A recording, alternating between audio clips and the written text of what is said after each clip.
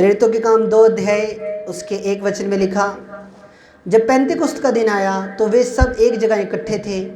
एकाएक आकाश से बड़ी आंधी की सी सनसनाहट का शब्द हुआ और उससे सारा घर जहाँ वे बैठे थे गूंज गया और उन्हें आग की सी जीभें फटती हुई दिखाई दी और उनमें से हर एक पर आ ठहरी। वे सब पवित्र आत्मा से भर गए और जिस प्रकार आत्मा ने उन्हें बोलने की सामर्थ्य दी वे अन्य नए भाषा बोलने लगे। आकाश के नीचे की हर एक जाति में से भगत यहूदी यरूशलेम में रह रहे थे। तब वह बड़ा शब्द हुआ तो भीड़ लग गई और लोग घबरा गए, क्योंकि हर एक को यही सुनाई देता था कि मेरी ही भाषा में बोल रही हैं। वे सब चकित हुए और अचंभित होकर कहने लगे, देखो ये जो सब बोल रहे हैं क्या सब गलीली नहीं? तो फिर ये हम में से हर एक की अपनी अपनी जन्मभूमि की भाषा सुनता है। हम तो पार्थी, मेदी, अलामी, मसपोटामिया, यहूदी और कप्पदूकिया, पंतूस, आसिया और फ्रुगिया और पंफूलिया और मिस्र और लीबिया देश जो कुरेन के आसपास है, इन सब देशों के रहने वाले और रोमी प्रवासी हैं, अर्थात यहूदी और यहूदी मत धारण करने वाले क्रेती और अरबी भी हैं, परंतु अपनी अपनी भाषा में उनसे परमेश्वर के बड़े बड़े कामों की चर्चा को सुनते हैं। वे सब चकित हुए और घबराकर एक दूसरे से कहने लगे, ये क्या हो रहा है? परंतु दूसरों ने ठट्ठा करके कहा, वे सब तो नई मदिरा के नशे में चूर हैं। जब परमेश्वर का आत्मा उतरा उन लोगों के ऊपर पेंतिकुस्त के दिन, हालेलुया, जब पेंतिकुस्त के दिन उनके ऊपर जब परमेश्वर का आत्मा उतरा, वो जो लोग इकट्ठे होकर वहाँ पे पतरस की अगुवाई के अंदर जो वो 3000 लोग वहाँ पे प्रार्थना कर रहे थे मंदिर के अंदर, तो वहाँ पे क्या हो गया? परमेश्वर का आत्मा उतर गया। क्योंकि यीशु मसीह ने वादा किया था कि मैं जा रहा हूँ पर मैं तुम्हें अनाथ ना छोड़ूंगा, मैं अपना मददगार तुम्हें दूंगा, मैं अपना सहायक तुम्हारे लिए भेजूंगा जो तुम्हारी मदद करेगा, तुम्हारी सहायता करेगा। तो परमेश्वर ने अपने वादे को पूरा किया और पवित्र आत्मा को उस दिन भेजा। पुराने नियम के अंदर क्या होता था? पवित्र आत्मा नबियों पे उतरता था, अपने वर्क को करता था, वापिस स्वर्ग चला जाता था। पर अब जो नए नियम के अंदर क्या चीज़ है? यीशु मसीह ने पवित्र आत्मा को भेज दिया और वो परमानेंट अब इस धरती के ऊपर रह गई। ये हमारे लिए बहुत बड़ी बात है।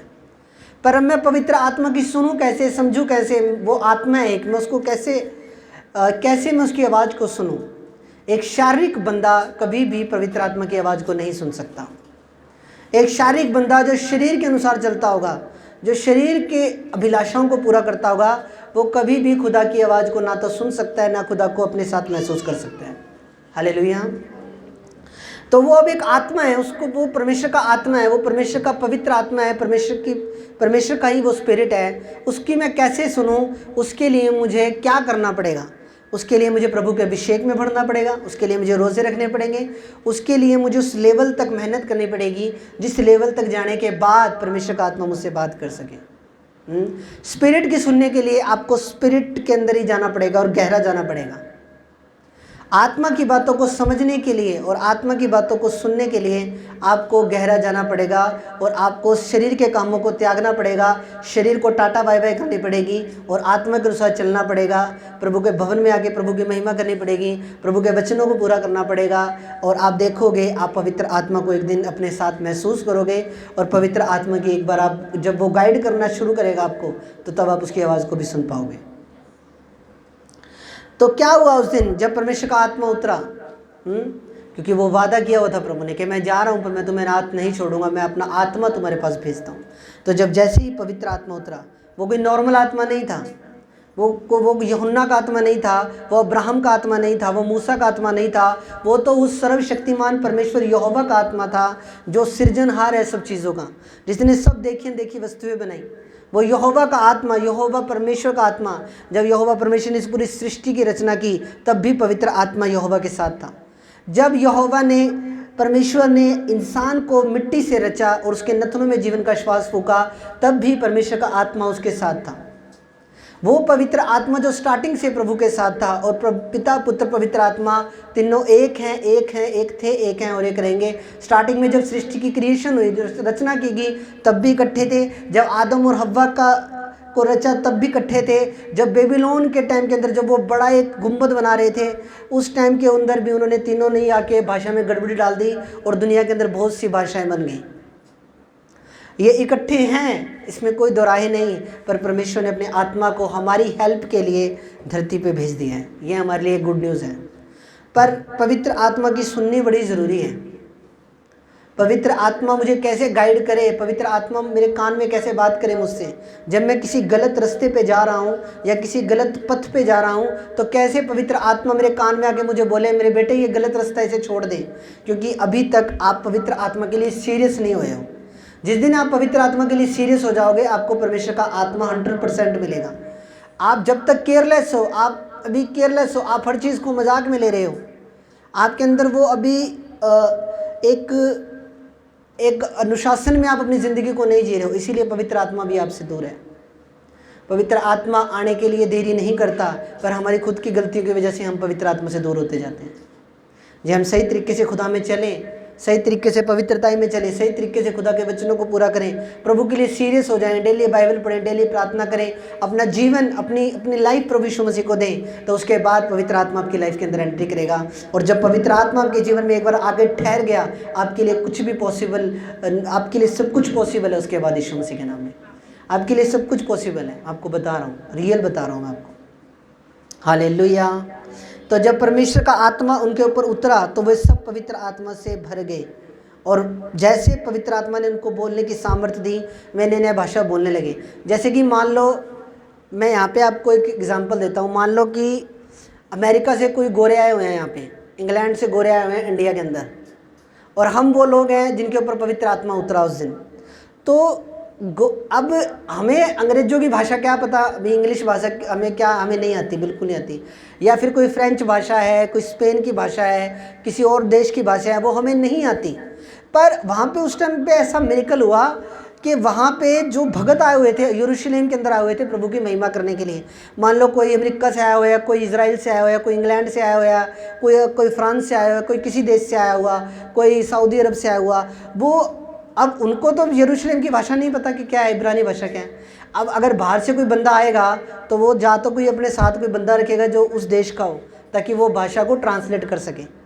पर वहाँ पे एक ऐसा चमत्कार हो गया, इतना बड़ा मिरेकल हो गया कि वहाँ पे जो बाहर से देश के लोग आए हुए थे, वो जो अन्य जो पवित्र आत्मा से भरे थे 3,000 लोग, वो उन्हीं की भाषा में उनको प्रभु यीशु मसीह का प्रचार कर रहे थे और खुदा के बड़े बड़े कामों के बारे में बता रहे थे कि कैसे परमेश्वर ने मूसा को मिस्र देश की गुलामी से मूसा इजराइलियों को मिस्र देश की गुलामी में से लेकर आया, कैसे उसने लाजर को जिंदा किया, कब्र में से निकाला, कैसे उसने लाल समुंदर को 2 भाग किया, कैसे उसने यर्दन नदी को 2 भाग किया। ऐसे इस तरीके से वो मिरेकल बता रहे थे, और वहाँ के लोग शौक थे कि हम, ये तो हमारे देश के हैं ही नहीं, हम पंफूलिया से आए हैं, हम मेसोपोटामिया से आए हैं, हम कदूकिया से आए हैं, हम कपूदेकिया से आए हैं, हम मिस्र देश के से आए हैं, हम लीबिया देश से आए हैं, पर ये हमारी भाषा में कैसे बोल रहे हैं।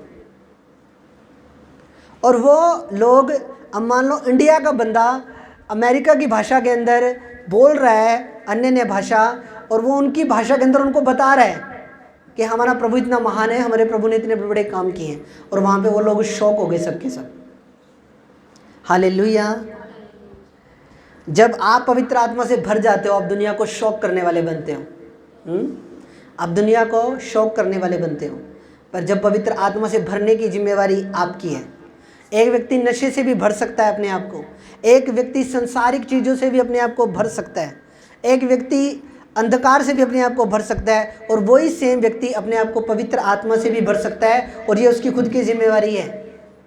प्रभु आपके लिए सलीब पे कुर्बान हो चुका है, बाइबल आपको दे दी गई है, पवित्र शास्त्र आपको दे दिया गया है, खुदा के नबी, खुदा के दास इस धरती पे काम कर रहे हैं, आप उनकी भी सुन सकते हो, पर अपने आप को भरना ये आपकी जिम्मेवारी है।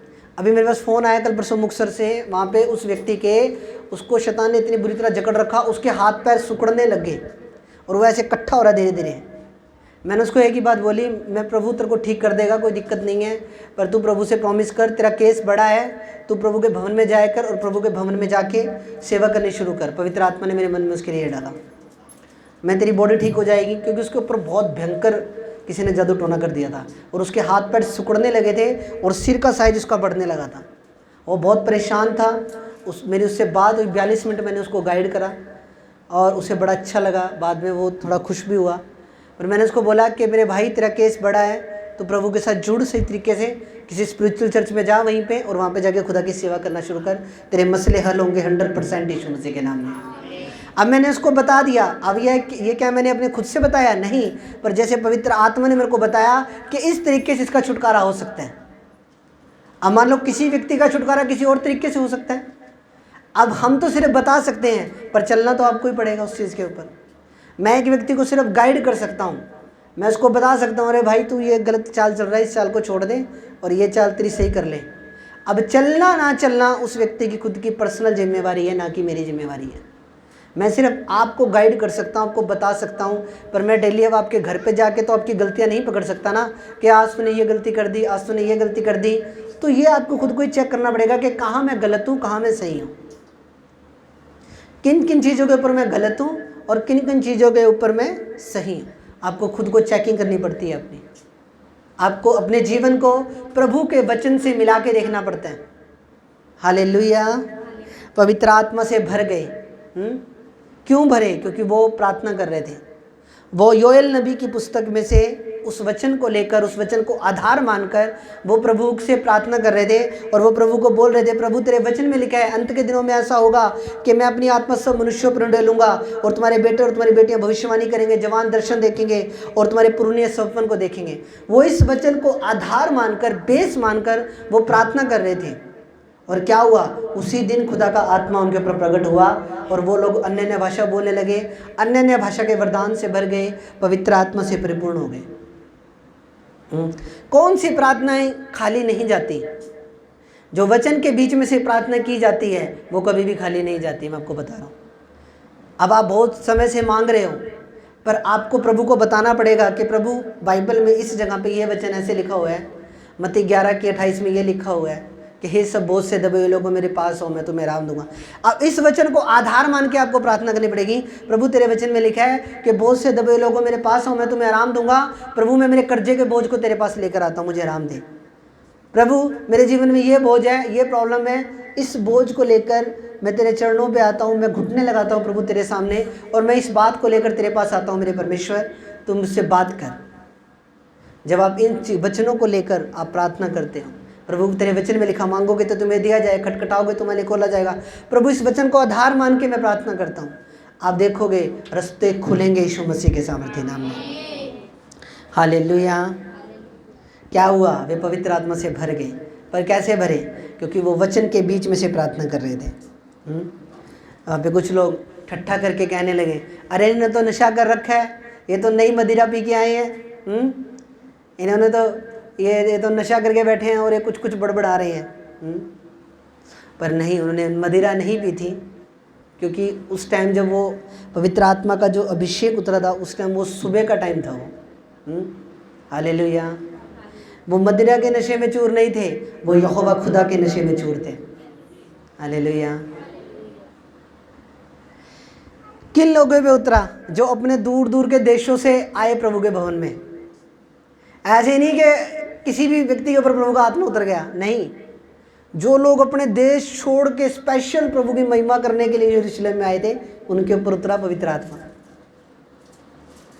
जो हजारों किलोमीटर की यात्राएं कर करके प्रभु के भवन में पहुंचे थे, और उस टाइम पे प्लेन नहीं होते थे, चलो जी प्लेन में बैठे फुर्रदनी उड़ के उस देश में पहुंच गए 8 घंटे के अंदर। नहीं, उस टाइम पे पानी की किश्तियाँ चलती थी। पानी किश्तियों में कई बार तो बेचारे लोग, कई बार तूफान आ जाता था समुद्र में, मर भी जाते थे।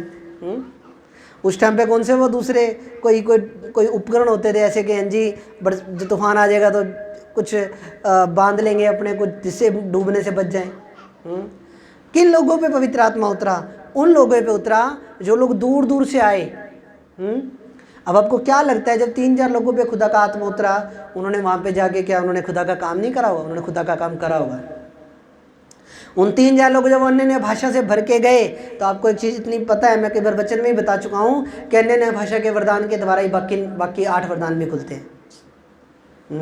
तो मेरा ये बिलीव है, जिनके ऊपर अन्य नए भाषा उतरा, अगर उन्होंने कोई मिस्टेक ना की होगी और वो सही तरीके से प्रभु में चले होंगे, तो वो 3 के 3,000 लोग पास्टर बने होंगे यीशु मसीह के नाम में। उन्होंने वो अपने देशों में जाकर उन्होंने खुदा की चर्चा स्थापित की होंगी और खुदा का काम किया होगा उन्होंने बढ़िया तरीके से। पर किन लोगों पे उतरा? वहाँ के यहूदी लोगों पे नहीं उतरा।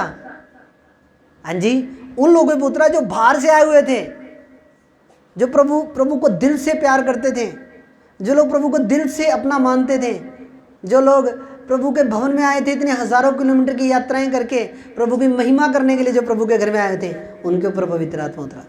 यहूदी लोग तो उस टाइम प्रभु यीशु मसीह के खिलाफ ही थे। यहूदी लोगों ने तो यीशु मसीह को क्रूस पे चढ़ाया था, चेलों को मार दिया था, कईयों को, स्तिफनुस को मार दिया था, और कई एक खुदा के दास और को, याकूब को शायद मार दिया था पहले ही। यहूदी लोगों पे नहीं उतरा, जिन लोगों ने सेक्रीफाइस करके प्रभु के भवन में आए थे उनके ऊपर उतरा। हालेलुया। जब आप भी सेक्रीफाइस करके प्रभु के भवन में आओगे और डेली आओगे, आपके ऊपर भी पवित्र आत्मा उतरना तय है यीशु मसीह के नाम में। आपको संडे आने के लिए सेक्रीफाइस करना पड़ता है, ये बात हमेशा याद रखना। संडे शैतान आपको आसानी से छोड़ता नहीं है, मुझे ये बात पता है। पर जब आप सेक्रीफाइस करके आओगे, आप बोल के आओगे प्रभु को कि परमेश्वर, मेरे प्रभु, आप जब बोलोगे कि नहीं मेरे खुदा, मैं जाऊंगा और तेरी महिमा को करूंगा, मैं तेरी स्तुति को करूंगा, तेरी बड़ाई को करूंगा। संडे तेरा है प्रभु, विश्राम दिन को पवित्र मान के याद रखूंगा। जब आप आओगे, आप प्रभु की महिमा करोगे। जैसे मंदिर में जब ये व्यक्ति थे तो उन पर पवित्र आत्मा उतरा, वो दिन दूर नहीं जब आप पे भी पवित्र आत्मा उतरेगा यीशु मसीह के नाम में। हालेलुया। तो पतरस ने क्या बोला? पतरस ने क्या बोला? आगे वचन हम देखते हैं। 14 वचन में लिखा, पतरस उन 11 के साथ खड़ा हुआ और ऊंचे शब्द से कहने लगा, हे यहूदियों और हे यरूशलेम के सब रहने वालों, यह जान लो और कान लगाकर मेरी बात को सुनो। जैसे तुम समझ रहे हो ये लोग नशे में नहीं है, क्योंकि अभी तो पहले ही दिन चढ़ा है, परंतु ये बात है जो योएल भविष्यवक्ता के द्वारा कही गई। परमेश्वर कहता है कि अंत के दिनों में ऐसा होगा कि मैं अपनी आत्मा सब मनुष्य पर ढेलूंगा, और तुम्हारे बेटे और बेटियाँ भविष्यवाणी करेंगी, और तुम्हारे जवान दर्शन देखेंगे, और तुम्हारे पुरनिये सपने देखेंगे। अब इस वचन को आधार मान के वो क्या कर रहे थे? वो प्रेयर कर रहे थे। हाँ जी, अभी इस टाइम के अंदर यंग लोग बहुत सेवा कर रहे हैं, जिनकी उम्र 25 साल है, 24 साल है, 22 साल है। यंग लोग बहुत सेवा कर रहे हैं। मेरी भी उम्र 28 साल एज है मेरी, मैं भी प्रभु की सेवा में लगा हुआ हूँ जब से सूरत संभाली है।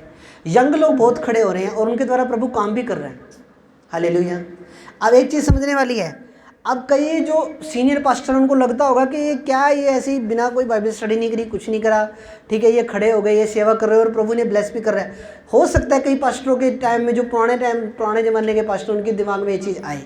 पर बाइबल में क्या लिखा हुआ है? बाइबल में ये वचन यहाँ पे साफ क्लियर कर रहा है कि मैं जवान लोगों पर अपनी आत्मा को ढेलूंगा और जवान लोग मेरी भविष्यवाणियाँ को करेंगे। एक जगह वचन में लिखा, दूध पीवों के द्वारा, यानी कि जो बच्चे दूध पीने वाले थे उनके द्वारा मैंने सामर्थ्य की नींवों को डाला है।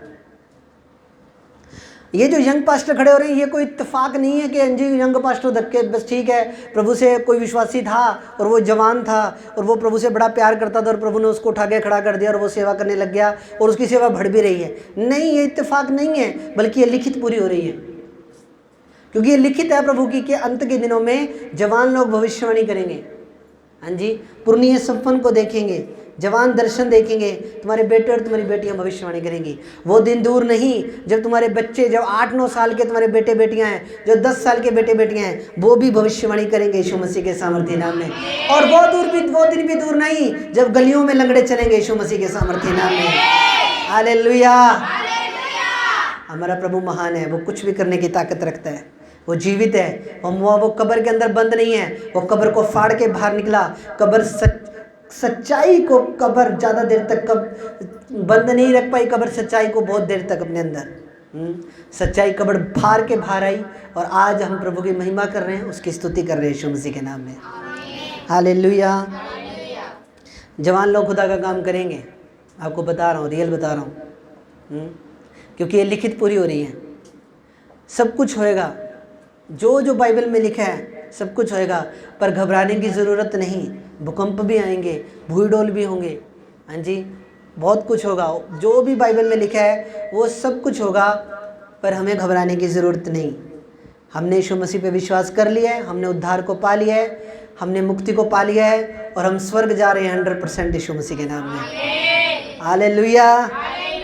पर स्वर्ग तो जा रहे हैं, अब स्वर्ग के अंदर कोठी चाहिए कि झोपड़ी चाहिए? हालेलुया। अब ये देखना पड़ेगा।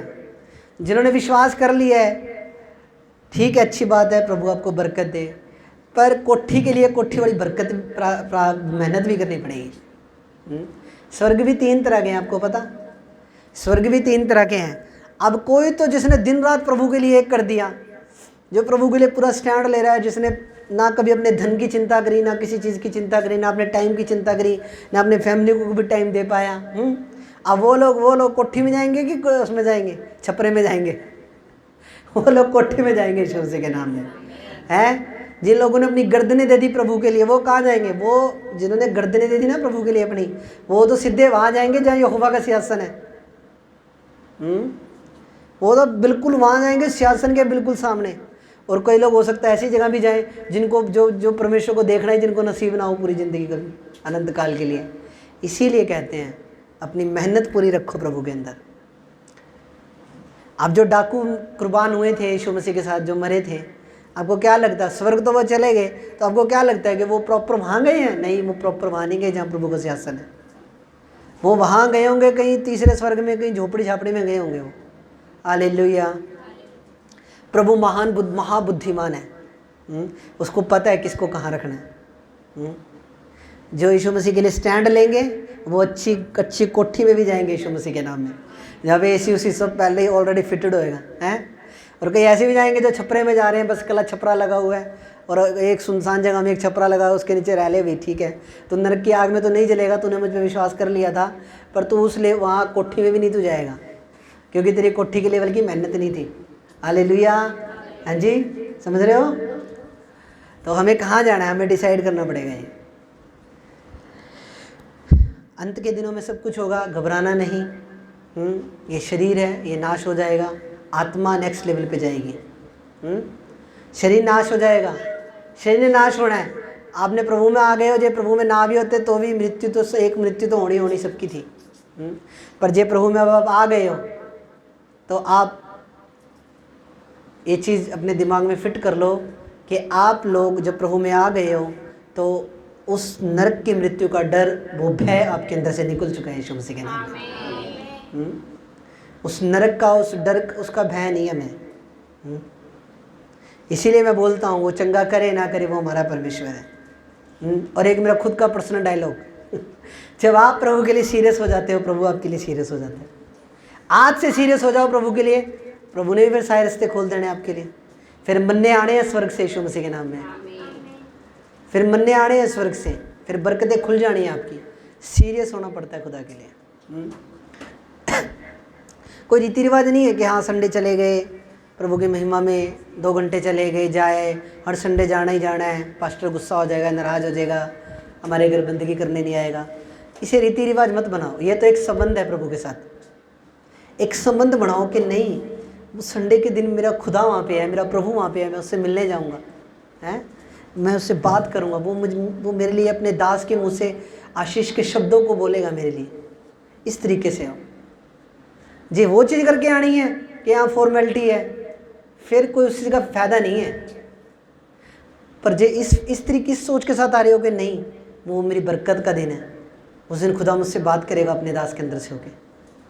जब इस सोच के साथ आओगे ना, आपको कामयाब होने से, आपको धनी होने से, आपको ब्लेस होने से, एक शैतान तो क्या 1000 शैतान आ जाए वो भी नहीं रोक पाएंगे आपको आशीषित होने से यीशु मसीह के नाम में। हालेलुया। समझ रहे हो? आपको अच्छे मन से आना है और कुछ पाने की उम्मीद लेके खुदा के घर में आना है कि नहीं, मैं जा रहा हूँ तो मुझे कुछ ना कोई बरकत आज जरूर मिलेगी। हालेलुया। मैं फिर दोबारा वचन के अंदर आ रहा हूँ। पवित्र आत्मा से भरने की जिम्मेवारी आपकी है। पवित्र आत्मा से भरने की जिम्मेवारी किसकी है? आपकी है।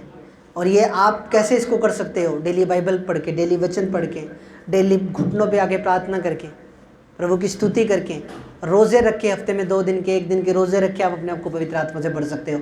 अपना जीवन प्रभु को दे के, समर्पण करके आप पवित्र आत्मा से भर सकते हैं। जब आप ये चीज़ें करोगे आप ब्लेस होगे, 100% ब्लेस होगे यीशु मसीह के नाम में। खुदा आप सबको बरकत दे। मेरा बिलीव है आज के वचन के द्वारा आप ब्लेस हुए हो, आशीषित हुए हो। जब मैं पढ़ता था स्कूल में तो वहाँ पे एक कॉलेज टाइम में मेरे को एक बात पता लगी थी कि 45 मिनट से ज़्यादा अगर कोई भी चीज़ किसी व्यक्ति को लगातार सुनाई जाए तो 45 मिनट के बाद वो उसके ऊपर से जानी स्टार्ट हो जाती है। आपको लगता होगा पास्टर जी वचन लंबा नहीं करते, कईयों के दिमाग में ये बात आती होगी। पर 45 मिनट, ये साइंटिफिक एक प्रयोग हुआ है कि 45 मिनट से ज़्यादा जब कोई चीज़ लगातार किसी व्यक्ति को बताई जाती है तो 45 मिनट के बाद वो उसके ऊपर से जानी शुरू हो जाती है। 45 मिनट तक तो वो सुन सकता है पूरे फोकस के साथ, पर उसके बाद क्या होएगा, उसके ऊपर से जाना शुरू हो जाएगा। हालेलुया। जिसने ग्रहण करना वो 45 मिनट या 30 मिनट के अंदर भी बढ़िया वाला ग्रहण कर लेगा यीशु मसीह के नाम में। हालेलुया। ये साइंटिफिक चीज़ है। आप ये चीज़ देखो, कॉलेजों के अंदर जो पीरियड होते हैं वो 45 मिनट के क्यों होते हैं? कभी नोट किया बात? स्कूलों के अंदर 30 मिनट या 45 मिनट से ज़्यादा कोई पीरियड क्यों नहीं होता? क्योंकि ये एक प्रयोग हुआ था किसी टाइम के अंदर कि इतनी ही ज़्यादा एक चीज़ को, एक अध्याय को या एक चैप्टर, एक हिंदी का कोई है विषय है या इंग्लिश का विषय है या साइकोलॉजी का विषय है, कोई भी विषय है, उसको सुनने की ताकत एक बार में एक व्यक्ति की 45 मिनट से ज़्यादा नहीं है जो वो ध्यान से एक चीज़ को सुन सकता है। Hallelujah, hallelujah. मेरा बिलीव है आज आप ब्लेस हुए हो। अपने आप को पवित्र आत्मा से भरना है, ये आपकी जिम्मेवारी है। खुदा का वचन लो, खुदा के वचन में से आपको बात करनी पड़ेगी। मैं आपको बता रहा हूँ क्लियरली। डॉक्टर की रिपोर्टें यहाँ कह रही हैं, इसके ऊपर अगर ध्यान लगा लिया कभी बीमारी से बाहर नहीं आ पाओगे अपनी। पर जे वही एक, मैं आपको भविष्य एक पंजाब की मैं आपको गवाही बताता हूँ। मैं एक यूट्यूब पे देख रहा था, उसके एक बहन के अंदर पेट के अंदर रसौली थी बहुत बड़ी। जब बेबी होता है ना, छोटा जब होता है बच्चा, उतनी बड़ी रसौली थी उसके पेट में। तो वो प्रेयर भी करवा रहे थे, उनके कोई बेबी नहीं था 10-11 साल से। वो प्रेयर भी करवाए जा रहे थे, खुदा के दास के भवन में जा रहे थे, वो प्रेयर करवा रहे थे। तो क्या हुआ, जब डॉक्टर ने जब वो प्रेग्नेंट हुई, जब 3 महीने के बाद जब वो गई दोबारा चेकअप के लिए, अल्ट्रासाउंड के लिए, तो रसौली पेट में से गायब हो गई थी और रसौली की जगह बच्चा बन गया था ऑटोमेटिक। हालेलुया। समझ रहे हो? खुदा कुछ भी कर सकता है। मैं आपको पहले बता रहा हूँ, खुदा के लिए कोई काम कठिन नहीं है, पर आपको अपना छुटकारा लेने के लिए भवन में आना है, ठीक है? प्रभु की महिमा को करना है। हालेलुया। पवित्र आत्मा से भर गए और पवित्र आत्मा से अपना आपको भरना है, क्योंकि ये आपकी जिम्मेवारी है। एक व्यक्ति नशा करके पवित्र आत्मा से अपने आप को अलग कर सकता है। एक व्यक्ति कोई सीक्रेट सिन करके, कोई गुप्त में पाप करके अपने आप को पवित्र आत्मा से अलग कर सकता है। कोई व्यक्ति कोई ऐसी बात करके जो प्रभु को ना पसंद हो, अपने आप को पवित्र आत्मा से अलग कर सकता है। पर बी केयरफुल, आपको पवित्र आत्मा से भरना है यीशु मसीह के नाम में। Hallelujah, hallelujah. तो जब पवित्र आत्मा को उन्होंने पा लिया, तो पवित्र आत्मा की सामर्थ को जब पा लिया, तो वहाँ के लोग क्या हो गए? शॉक हो गए। जब एक बंदा पवित्र आत्मा की सामर्थ को पूरी रीति से रिसीव कर लेता है और पवित्र आत्मा के द्वारा जब वो बड़े बड़े कामों करना शुरू करता है, फिर वो नॉर्मल नहीं रहता, वो एक स्पिरिचुअल व्यक्ति बन जाता है, एक सुपर नेचुरल वो व्यक्ति बन जाता है। आमीन। इसलिए अपने आप को पवित्र आत्मा से भरना है, क्योंकि जब तक पवित्र आत्मा से भरोगे नहीं, आपका काम डिले पे डिले होता जाएगा और आप मेरे को बोलोगे कि पास्टर जी हमारा काम डिले हो रहा है। पर यह आपको अपने आप को खुद को पवित्र आत्मा से भरना है। हालेलुया। एक चीज़ हमेशा अपने दिमाग में रखा करो कि अब आपको अलग कर दिया है प्रभु ने। अब आप वो पहले वाले नहीं रहे हो। आप जिस दिन आपने बपतिस्मा ले लिया था, खुदा को कबूल कर लिया था, आपको प्रभु ने इस संसार में से उठा के अपने आत्मिक संसार में रख लिया है। अब पहले वाली वो सब चीज़ें ख़त्म हो चुकी हैं, उनको भूल जाओ आप। पर अब आप एक नए लेवल पे हो यीशु मसीह के नाम में। हालेलुया, आमीन। समझ रहे हो? मुस्लिम लोग, आपने एक चीज़ नोट नहीं की होगी शायद, पर मेरे मन में शायद प्रभु ने डाला या मैंने खुद नहीं नोट की इस चीज़ को। मुस्लिम लोग बॉलीवुड पे राज करते हैं। करते हैं कि नहीं करते? यूट्यूब पे मुस्लिम लोग राज कर रहे हैं। जो बड़े बड़े यूट्यूबर, उनमें ज़्यादातर आपको मुस्लिम लोग मिलेंगे। कर रहे हैं या नहीं कर रहे राज? हमें तो चलो बाइबल अलाउड नहीं करती, हम ना उस तरफ जा सकते हैं, हम अपनी मेहनत से कामयाब होते हैं और वो करते हैं, वो एक अलग चीज़ है। पर मैं एक बात कर रहा हूँ, क्यों यूट्यूब पे राज कर रहे हैं, बॉलीवुड पे राज कर रहे हैं? क्यों राज कर रहे हैं? वो अपने खुदा के साथ फेथफुल हैं,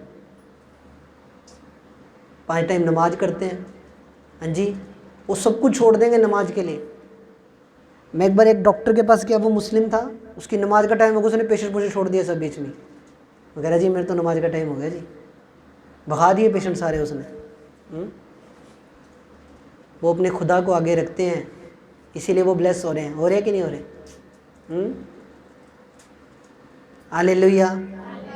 है वो भी परमेश्वर ही, पर वो एक अलग थ्योरी है, वो एक मैं किसी दिन अलग से बताऊंगा आपको कि कहाँ से अलग हुआ, कहाँ से डिवाइडेशन हुआ, कि मुस्लिम लोग इधर चले गए और स्टार्टिंग में सब कुछ एक ही था, पर वो अलग हुए बाद में।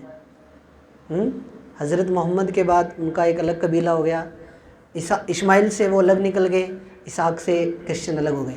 वो किसी दिन अलग मैं बताऊंगा कि कैसे डिवाइडेशन हुई, कैसे कुछ हुआ। वो एक अलग मैटर है, पर मैं एक सिखाने के लिए बात बोल रहा हूँ। क्यों ब्लेस हैं वो लोग? यहूदी लोग क्यों इतने अमीर हैं? वर्ल्ड के अंदर जो सबसे, अगर आप गूगल पे सर्च करोगे, सबसे ज़्यादा अमीर लोग यहूदी लोग हैं। क्यों? वो परमेश्वर को मानते हैं। बोने में उनको कोई हरा नहीं सकता। यहूदी लोगों को बोने में वो आगे रहते हैं। उनका जब बच्चा जब 4 या 5 साल का होता है ना, तब से उसको तालीम देने लग जाते हैं कि खुदा के लिए बोना है, खुदा के लिए बोना है। और जितना भी मीडिया है पूरे वर्ल्ड का, वो यहूदी लोगों के अंडर है। इजराइल छोटा सा देश है, पर उसको कोई हाथ नहीं लगा सकता। टेक्नोलॉजी में इतने ज़्यादा आगे हैं वो। हालेलुया। समझ रहे हो मेरी बात? जब आप फेथफुल हो जाओगे प्रभु के साथ, खुदा लिफ्ट कर देगा, ऊंचा उठा देगा। आमीन। हाँ जी,